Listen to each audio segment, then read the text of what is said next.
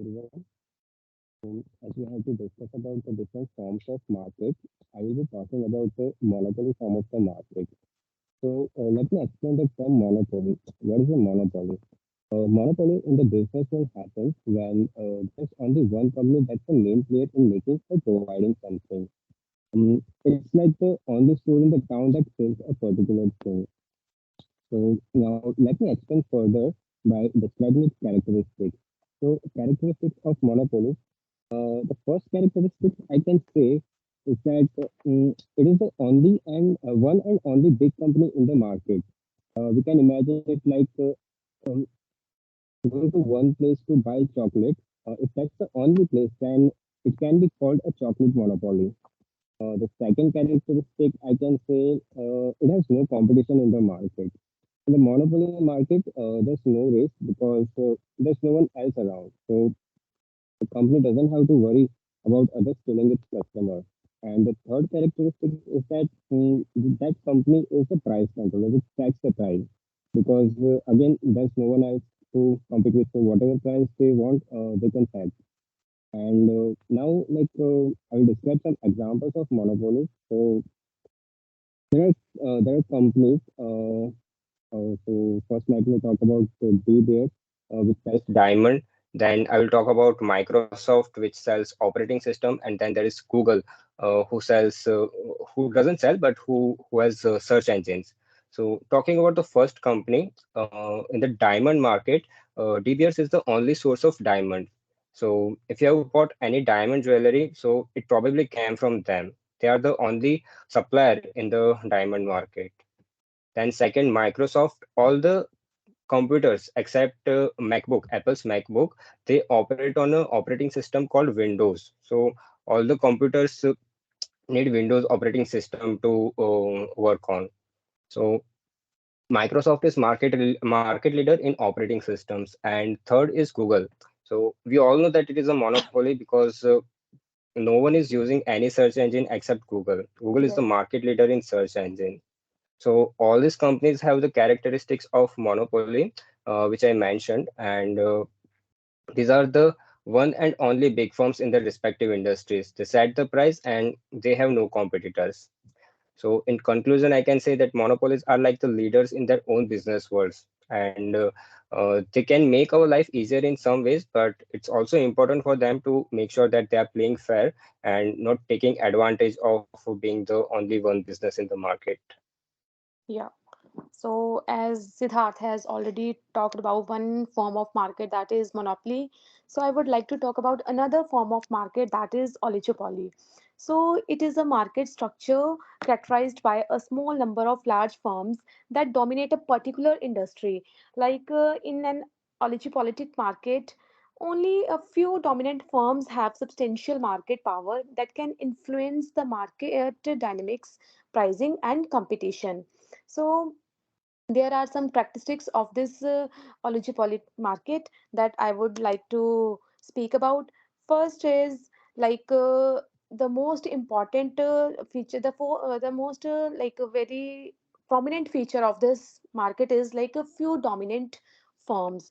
Oligopolistic markets typically consist of only small number of dominant firms, often just a few that control significant portion of the market share. So these firms are generally large and influential. And second, if I talk about, that is interdependence. Like the actions and decisions of one firm in an oligopoly significantly affect the others. Like firms are aware that their choices, whether related to pricing, production, and marketing, can impact their competitors. So this leads to strategic interactions and interdependence among the firms. And the one more important feature of this is like barriers to entry. Like we all know that uh, oligopolies often feature high barriers to entry. Like it is making challenging for new firms to enter the market and compete with established players. These barriers may include economics of scale, access to distribution networks, high capital requirements, and strong brand loyalty. And one another feature of is this non price competition. Like oligopolistic Firms often engage in non-price competition such as advertising, innovation, branding, and quality improvement to gain a competitive edge. I would like to take some examples, and first I would talk about automobile industry. The global automobile industry is a classic example of an oligopoly market.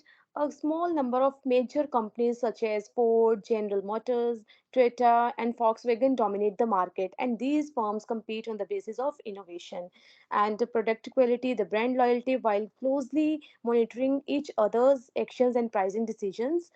And second example I would like to speak about the airline industry. Like the airline industry is another example of an oligopoly with the few major airlines dominating the market, and these airlines compete based on routes, services, and pricing with their actions which affect the competitive landscapes.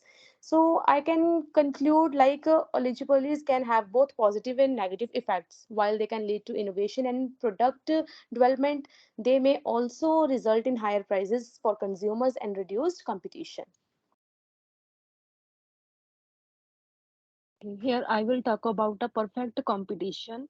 Examples of perfect competitions are often found in the theoretical economics, as it's rare to find a market that perfectly fits all these criteria. So here I will discuss the four examples like agriculture market, stock market, foreign exchange market, and labor market. If I talk about the stock market, in some respects, the stock market is considered to exhibit characteristics of perfect competitions. Another thing is that the agriculture markets for certain agriculture products such as wheat or corn can be close to perfect competition if there are many small farmers producing homogeneous product. Additionally, the foreign exchange market where different currencies are traded is often considered a close example of a foreign exchange market. The last one thing is labor markets. In some cases, labor markets can be considered close to perfect competition, especially for low-skilled job where individuals' workplace are interchangeable. So I think it's important to note that perfect competition is a theoretical concept, and real world markets often deviate from this ideal confidence. These examples provided are used for illustrative purposes to highlight the situations where competition is relatively high and the characteristics of perfect competitions are approximated to varying degrees. So I think that is the perfect examples of perfect competitions. Yeah, Yeah, good I have taken explanation, many. Simar. Yeah, She explained many examples, like it's good. yeah. I explained four examples. Good, good. Anything else you guys want to add? Yeah, so there are some other form of markets available, but we all have already spoken about different markets. Yep. So it's all fine. I think we should wrap now. Okay. Thank you, guys. First of all, stop recording.